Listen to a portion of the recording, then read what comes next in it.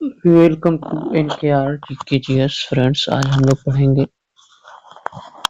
केंद्रीय शिक्षा पात्रता सीटेट के लिए जो है वो 6 टू हिंदी को हम लोग कवर कर रहे हैं, जिसमें हम लोग ने 45 क्वेश्चंस को पढ़ लिए थे। आज हम लोग 46 नंबर क्वेश्चन से पढ़ेंगे। तो चलिए सेशन स्टार्ट करते हैं।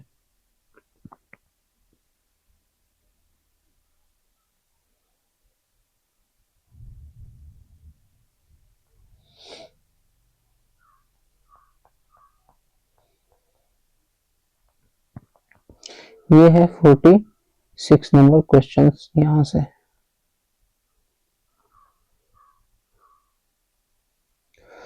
तो यहाँ पर जो है दिया है, पहले गद्यांश है, इससे प्रश्न संबंधित रहेंगे। तो सबसे पहले गद्यांश को पढ़ते हैं। गद्यांश दिया है कि शिक्षा एक सृजनात्मक सामाजिक एवं सांस्कृतिक कार्य है। वह एक तरफ मौखिक एवं लिखित सांस्कृतिक परंपरा की वाहक होती है, किंतु दूसरी ओर वह संस्कृति की निर्मात्री भी है, क्योंकि वह प्रचलित संस्कृति में कुछ नया जोड़ती है तथा कुछ पुरानी चीजों को घटाती है या उनका स्वरूप बदलती है। चूंकि कोई भी संस्कृति किसी देश काल के सापेक्ष होती है, इसीलिए शिक्षा सबसे पहले नए युग के लिए नई संस्कृति विकसित करने का काम करती है। वह समाज में प्रचलित परंपराओं रीति रिवाजों को जारी रखने के पहले उनके औचित्य के बारे में सोचने की प्रेरणा भी देती है। सांस्कृतिक कर्म के रूप में शिक्षा को देखने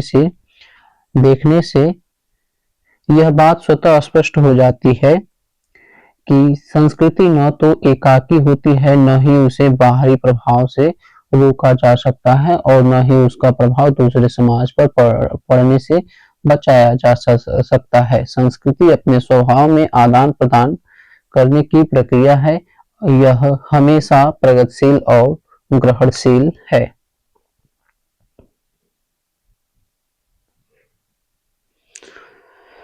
चलिए नेक्स्ट आप जो है इसका प्रश्न उत्तर देखते हैं। प्रश्न है कि संस्कृति पर तरह तरह के प्रभाव पड़ते हैं, यह बात कैसे समझी जा सकती है।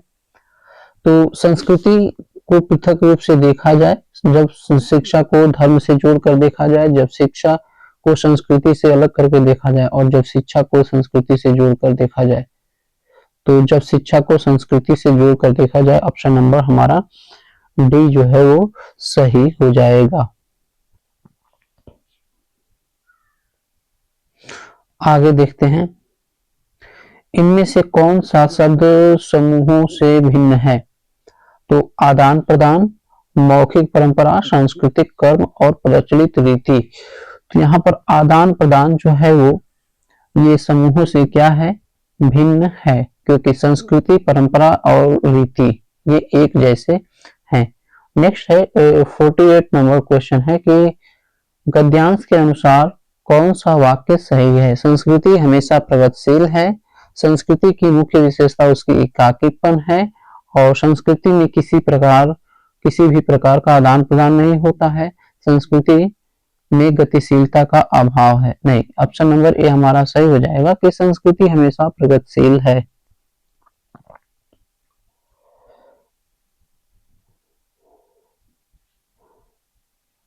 नेक्स्ट देखते हैं। नेक्स्ट क्वेश्चन है कि किस शब्द में इक प्रत्यय का प्रयोग हुआ है। किस शब्द में इक प्रत्यय का प्रयोग हुआ है। तो संबंधित इत है, सामाजिक इक, ठीक है। इक प्रत्यय का प्रयोग जो है वो सामाजिक में हुआ है, option number B.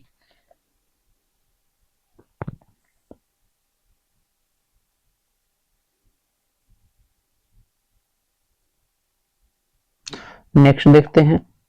Next 50 number है कि कोई भी संस्कृति किसी देश काल के सापेक्ष होती है, इस वाक्य से आशय है। तो कोई भी संस्कृति किसी देश काल के सापेक्ष होती है, इस वाक्य से आशय यह है कि संस्कृति किसी भी तरह से प्रभावित नहीं होती है और संस्कृति और देश में घनिष्ठ संबंध है। संस्कृति समय और स्थान के अनुसार स्वयं में परिवर्तन लाती है और संस्कृति देश और काल में अंतर करती है। तो इनमें से हमारा ऑप्शन नंबर हो जाएगा सही सी, कि संस्कृति समय एवं स्थान के अनुसार स्वयं में परिवर्तन लाती है।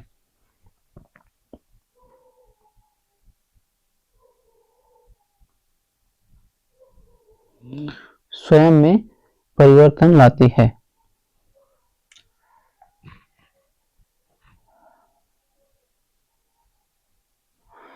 नेक्स्ट देखते हैं, प्रचलित परंपराओं के औचित्य के बारे में सोचने की प्रेरणा कौन देता है? तो प्रचलित परंपराओं के औचित्य के बारे में सोचने की प्रेरणा जो है वो हमें शिक्षा देता है। कौन देता है? शिक्षा देता है। नेक्स्ट क्वेश्चन है कि निम्नलिखित में से कौन सा शब्द कारक चिन्ह नहीं है? कर्ता ने कर्म को करण से द्वारा संप्रदान के लिए, तो ये जो है काके की संबोधन है वो, और ये करण से ये जो है सी तथा जो है ये हमारा कारक चिन्ह नहीं होता है। कारक चिन्ह नहीं होता है।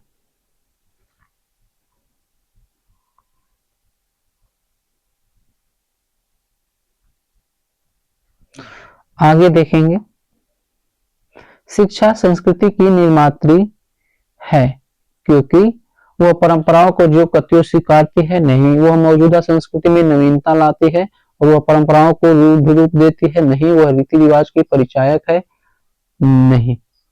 तो ये हो जाएगा हमारा ऑप्शन नंबर बी, क्योंकि वह जो है मौजूदा संस्कृति में क्या करती है?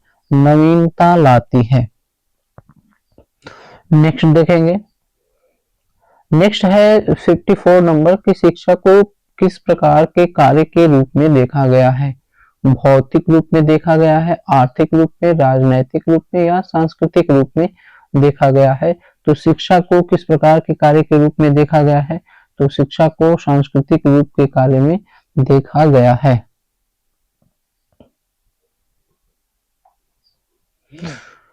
अगला देखते हैं 60 नंबर है कि ये पद्यांश दिया है, इसको पढ़ करके और हमें प्रश्नों का उत्तर देना है। ये जो है क्लास 8 में ये कविता है।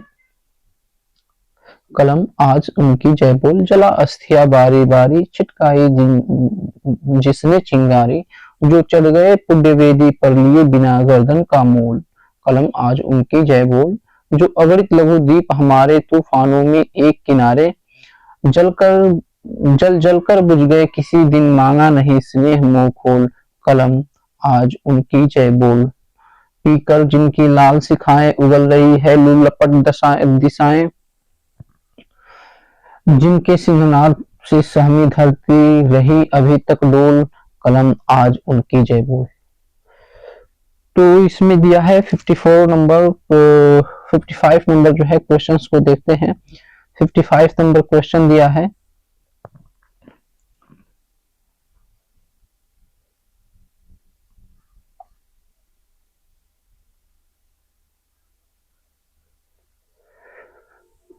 सिंहनाद शब्द से क्या आशय है? समवेत स्वर, सिंह गर्जना, या फिर युद्ध ध्वनि, या फिर ललकार।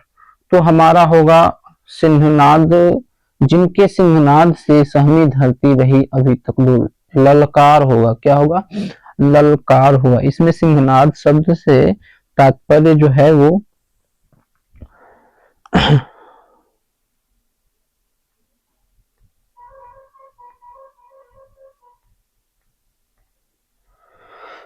ललकार होगा, क्योंकि सिंहनाद शब्द से आशय ललकार से है। सिंहनाद यहाँ उन वीरों के साहस और दृढ़ता का प्रतीक है जिन्होंने अपने अदम्य साहस और संघर्ष से धरती को हिला दिया। यह शब्द किसी महान कार्य के लिए गौरवित और प्रखर की अभिव्यक्ति को दर्शाता है। नेक्स्ट है 56 नंबर। 56 नंबर है कि कलम आज उनकी जय बोल पंक्ति से क्या अभिप्राय है? तो कलम आज उनकी जय बोल से पंक्ति से अभिप्राय है कि लिखने की अपेक्षा बोलकर गुणगान किया जाए, जय जयकार के नारे लगाए जाएं, देश के लिए समर्पित लोगों के लिए लिखा जाए और सभी के लिए प्रशंसा के शब्द लिखे जाएं। तो ये हमारा कलम आज उनकी जय बोल, अर्थात ए कलम जो मैं लिख रहा हूँ वो सब कुछ जो है वो देश के समर्पित लोगों के लिए लिखा जाए, ऑप्शन नंबर सी हमारा जो है वो सही हो जाएगा। नेक्स्ट देखते हैं।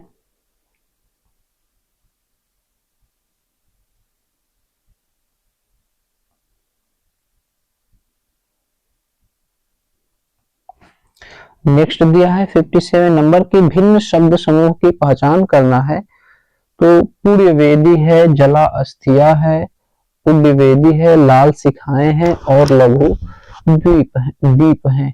तो ये जो है लाल शिखाएं, लघु द्वीप और पुण्यवेदी, ये शब्द जो है समान है, लेकिन जला अस्थियां जो है वो अन्य शब्द समूहों से भिन्न है, क्योंकि बलिदान और मृत्यु की ओर संकेत करता है, जबकि अन्य जो है विकल्प प्रतीकात्मक रूप से वीरता और प्रकाश या ऊर्जा की तरफ प्रदर्शित करते हैं। नेक्स्ट 58 नंबर देखेंगे कि इस पद्यांश में कौन सी भावना अभिव्यक्त हुई है। तो इसमें देश प्रेम की भावना जो है वो अभिव्यक्त हुई है।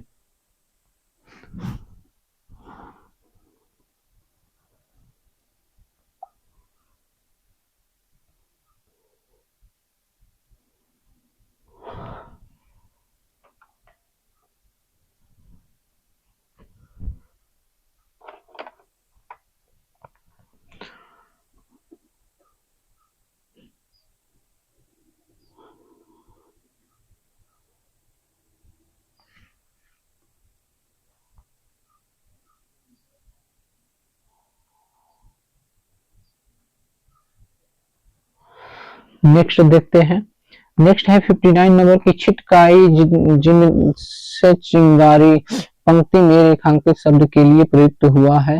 तो छिटकाई जिसने चिंगारी अर्थात जो है स्वतंत्रता सेनानी, क्या होना चाहिए, स्वतंत्रता सेनानी। नेक्स्ट 60 नंबर क्वेश्चन है कि निस्वार्थ भाव से अपने प्राणों को बलिदान कर दिया, यह भाव किस पंक्ति की मुखरित हुआ है। तो कलम आज उनकी जय बोल, किसी दिन मांगा नहीं स्नेह मुंह खोल, और शामी धरती रही अभी तक डोल, जो चढ़ गए पुण्यवेदी पर बिना लिए गर्दन की मोल। किस पंक्ति में मुखरित हुआ है, किस पंक्ति में मुखरित हुआ है। तो पंक्ति को पहले देख लेते हैं। पंक्ति दिया है कि जो चढ़ गए, अच्छा, जलकर बुझ गए किसी दिन मांगा नहीं स्नेह मुंह खोल। कलम निस्वार्थ भाव से है ना, निस्वार्थ भाव वाला देखना है। अच्छा, ये निस्वार्थ भाव दिया है और इसका जो है पूछ रहा है कि किस पंक्ति से अर्थ निकलेगा। निस्वार्थ भाव से प्राणों का बलिदान कर दिया, तो वही होगा कि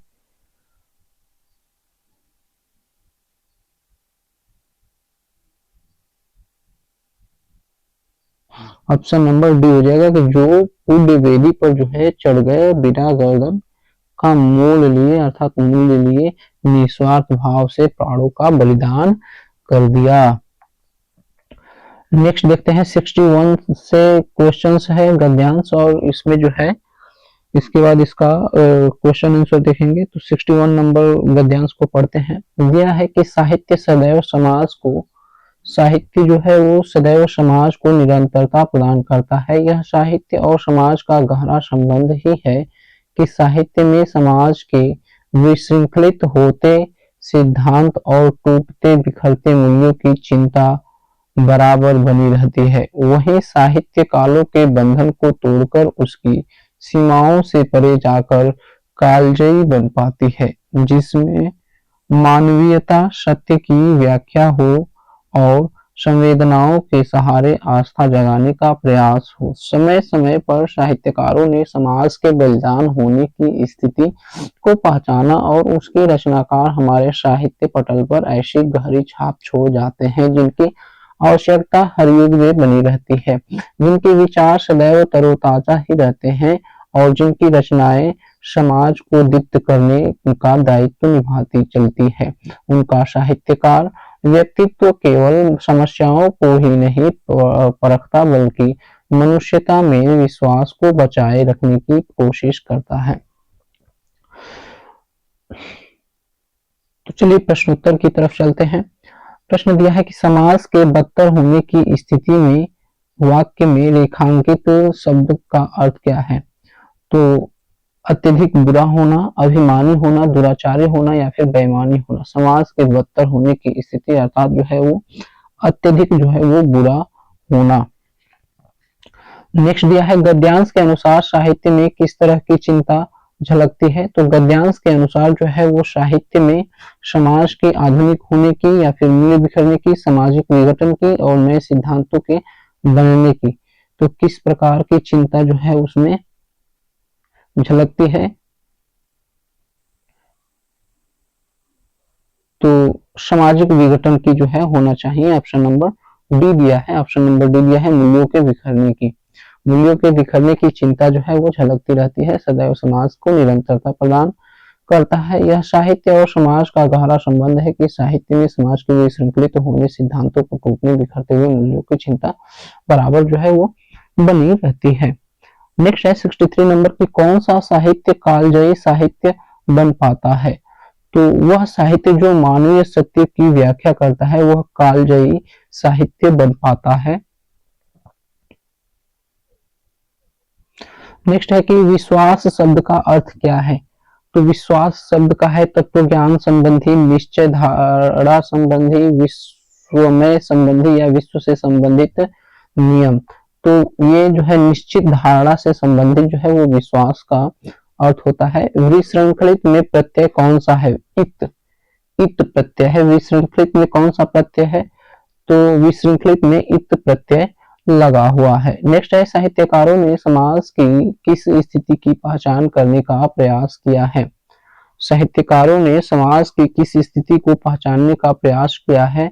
तो उन्नतशील समाज का, बिखरता हुआ समाज का, विकास की ओर अग्रसर समाज का या फिर पतन की ओर अग्रसर समाज का।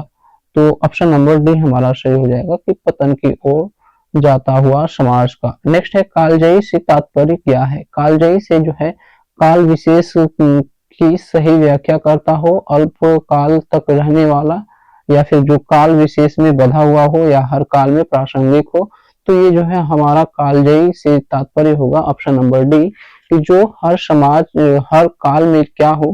प्रासंगिक हो। जो हर काल में जो है वो प्रासंगिक हो।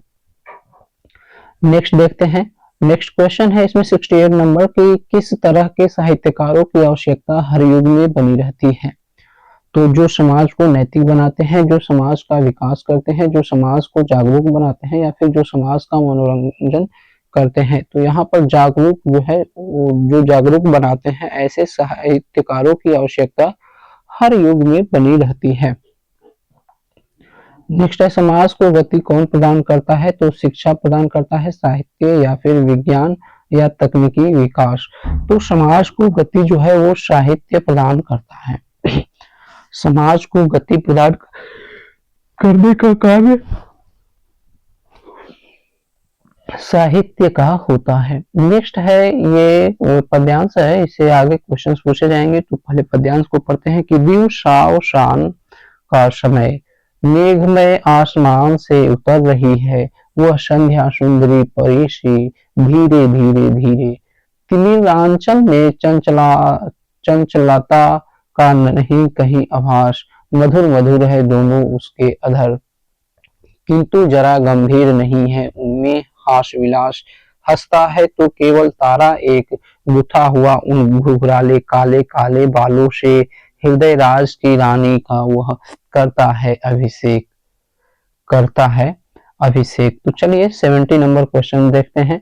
यह है कि संध्या सुंदरी किस तरह के आकाश में उतर रही है? तो चंद्रमा की रोशनी से भरे आकाश में, सूर्य लालिमा के आकाश में, तारों से भरे आकाश में या फिर बादलों से भरे आकाश में।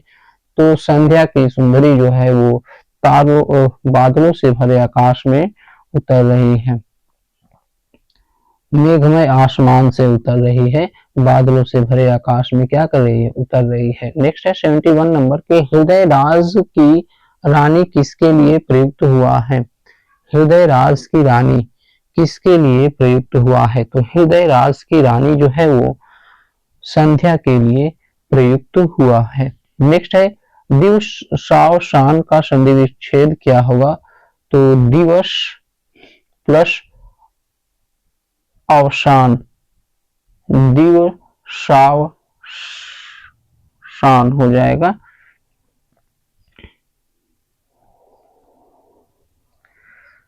Option number C.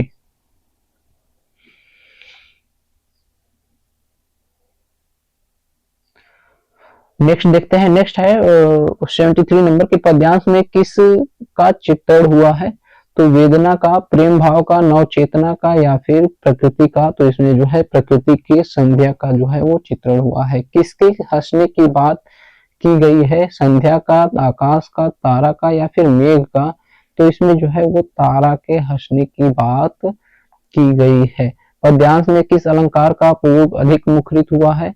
यमक अलंकार, मानवीकरण या फिर अनुप्रास या फिर अतिशयोक्ति? तो इसमें जो है मानवीकरण का जो है वो अधिक प्रयोग हुआ है। मानवीकरण किसको कहते हैं? तो इस पद्यांश में मानवीकरण अलंकार का प्रयोग अधिक मुखरित हुआ है। मानवीकरण अलंकार वह अलंकार है जिसमें अधिक और अद्भुत भावनाओं का प्रतिपादन शब्दों के माध्यम से होता है। इसमें वाक्य में मानवीय गुण, भावनाएं या अनुभूति की प्रतिस्थापन किया जाता है, जिससे भाषा में अद्वितीय व संवेदनशील तात्विकता उत्पन्न होती है। नेक्स्ट है 76 नंबर की, जिंदगी की सबसे बड़ी सिफत हिम्मत है। व्यक्ति के और सारे गुण उसके हिम्मती होने से ही पैदा होते हैं। कुछ लोग ऐसी गोधूली में बसते हैं जहां न तो जीत हंसती है और न ही कभी हार रोने की आवाज सुनाई पड़ती है। साहस की जिंदगी सबसे बड़ी जिंदगी होती है। ऐसी जिंदगी की पहचान यह है कि वह बिल्कुल निडर, बिल्कुल बेखौफ होती है। साहसी मनुष्य की पहली पहचान यह है कि वह इस बात की चिंता नहीं करता है कि तमाशा देखने वाले लोग उसके बारे में क्या सोच रहे हैं। अड़ोस पड़ोस को देखकर चलना यह साधारण जीव का काम है। जिंदगी के उस पन्ने को उलट कर पढ़ना चाहिए जिनके सभी अक्षर फूलों से नहीं, कुछ अंगारों से भी लिखे गए हों। तो इसमें जो है इसका प्रश्नोत्तर देखते हैं। सिफत का मतलब क्या है? तो जिंदगी का सिफत नहीं है, उद्देश्य होना चाहिए, विशेषता होना चाहिए, अनुभव होना चाहिए या स्वीकृति होना चाहिए, क्या होना चाहिए? तो सिफत का अर्थ किसी व्यक्ति की चीज की विशेषताएं हैं, जैसे कि किसी ज्ञान को का अस्तित्व के रूप में वर्णित करना या किसी व्यक्ति या चीज के काला या सफेद बताना। नेक्स्ट है, अड़ोस पड़ोस को देखकर चलना से क्या अभिप्राय है? दूसरों के अनुसार जिंदगी जीना, सबका हित देखना, अपने दाएं बाएं देखकर चलना और अपने पड़ोसियों का ध्यान देना। तो यहाँ पर दूसरों के अनुसार जो है वो जिंदगी जीने से संबंधित है। नेक्स्ट है 78 नंबर की, किस गुण के होने से व्यक्ति के आप और बाकी गुण स्वतः पैदा होते हैं? संतोष को या निष्कपट को या फिर नेतृत्व और साहस को? तो साहस को देख करके व्यक्ति के अंदर जो है वो स्वतंत्र स्वयं जो है बाकी गुण स्वतः ही पैदा हो जाते हैं। नेक्स्ट 79 नंबर क्वेश्चन है कि जिंदगी के किस तरह के पन्ने को पढ़ने की बात कही गई है? तो जिंदगी के जो है वो असफलताएं हो या फिर फूलों की सुगंध हो, जिनमें चुनौतियां हो, जिनमें सुख ही सुख हो। तो ये जो है जिनमें चुनौतियां हैं, ऐसे जो है इस तरह के पन्ने को पढ़ने की बातें कही गई है। नेक्स्ट है 80 नंबर की, साहसी मनुष्य की सबसे पहली पहचान क्या है? साहसी मनुष्य की सबसे पहली पहचान क्या है? तो बाधाओं से नहीं घबराते हैं या लोगों के सोच की परवाह नहीं करते हैं। तो ये हो जाएगा ऑप्शन नंबर बी कि ये लोग जो है लोगों के सोच की परवाह नहीं करते हैं। 81 नंबर क्वेश्चन है कि गोधूली में बसने वाले लोगों से क्या अभिप्राय है? तो गोधूली अर्थात जो है फल की कामना न करने वाले लोग, जीवन में परिश्रम करने वाले लोग और विवशता और अभाव में जीने वाले लोग या फिर जय पराजय के अनुभव से परे लोग। तो गोधूली में बसने का मतलब हो जाएगा कि जय पराजय के अनुभव से परे रहने वाले लोग। नेक्स्ट है 82 नंबर की, निडर में प्रयुक्त उपसर्ग जो नी है की अर्थगत विशेषता है। तो नी मतलब रहित हो जाएगा कि उससे जो है रहित, निडर मतलब भय रहित। ऑप्शन नंबर ए हमारा क्या हो जाएगा? सही हो जाएगा। नेक्स्ट है 83 नंबर की, गोधूली से क्या तात्पर्य है? गोधली का अर्थ होता है कि संध्या की वेला, जिस समय जो है गौवे क्या होती है कि वापस मवेशी जो है वापस लौटते हैं पशुओं को चर करके उस समय की वेला को कह रहा है। नेक्स्ट है 84 टू 90 नंबर क्वेश्चन में जो है वो गद्यांश है और इस गद्यांश को जो है पढ़ लिया जाए।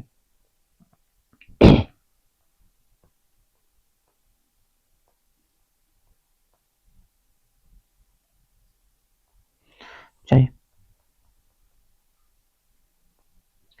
क्वेश्चन है कि गद्यांश है कि मनुष्य के आनंद की सहज अभिव्यक्ति है और संगीत जीवन की अनमोल धरोहर है। संगीत प्रकृति प्रदत्त कला है। ललित कलाओं में संगीत कला को सर्वोच्च स्थान प्राप्त है। संगीत वह ललित कला है जिसमें हम अपने मन की भावनाओं को स्वर और लय के माध्यम से प्रकट करते हैं। प्रत्येक कला भावनाओं को व्यक्त करने के लिए का माध्यम है। संगीत एक सार्वभौमिक कला है। संगीत का जन्म आनंद से होता है और हमारे लिए आनंद का सृजन भी संगीत करता है। संगीत के आनंद को पाने के लिए सुनने की कला विकसित करनी पड़ती है। संगीत केवल हमारा मनोरंजन ही नहीं करता अपितु हमें संस्कारित भी करता है। संगीत हमारे भीतर की अच्छाई को उद्वेलित करता है। तो 84 नंबर क्वेश्चन है कि संगीत को जीवन की अनमोल धरोहर कहा गया है। संगीत को जीवन की अनमोल धरोहर कहा गया है क्योंकि यह आनंद का सृजन करता है। क्या करता है? संगीत जो है वो आनंद का सृजन करता है। प्रस्तुत गद्यांश में किस कला की बात कही गई है? तो प्रस्तुत गद्यांश में जो है वो संगीत की बात की गई है।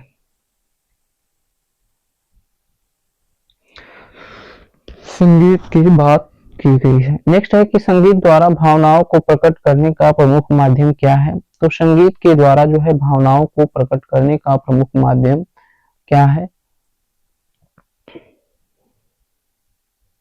तो रंग आकृति है, छंद अलंकार है, मुद्रा भाव है या स्वर लय है।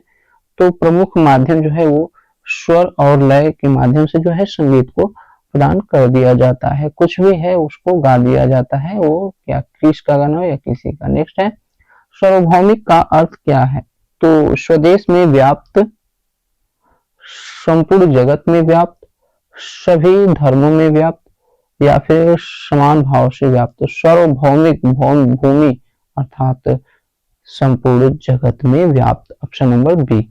नेक्स्ट है संगीत हमें किस प्रकार से संस्कारित करता है? तो हमें आनंदित करके, हमारे मन की अच्छाई को सामने लाकर, हमारे मनोरंजन करके, हमें अभिव्यक्ति का माध्यम बना करके।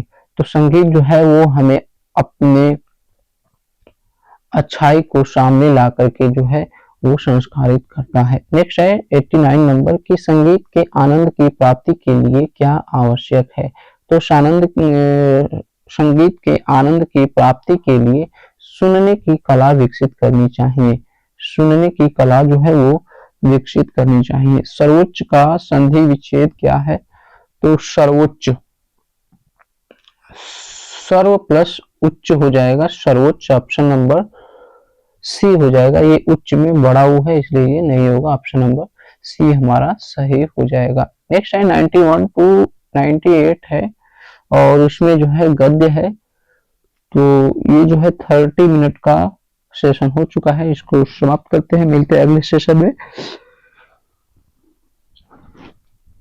91 नंबर से पढ़ेंगे। तब तक के लिए धन्यवाद। Thanks for watching. Please like, share, comment and subscribe. Subscribe NKR GK GS। धन्यवाद।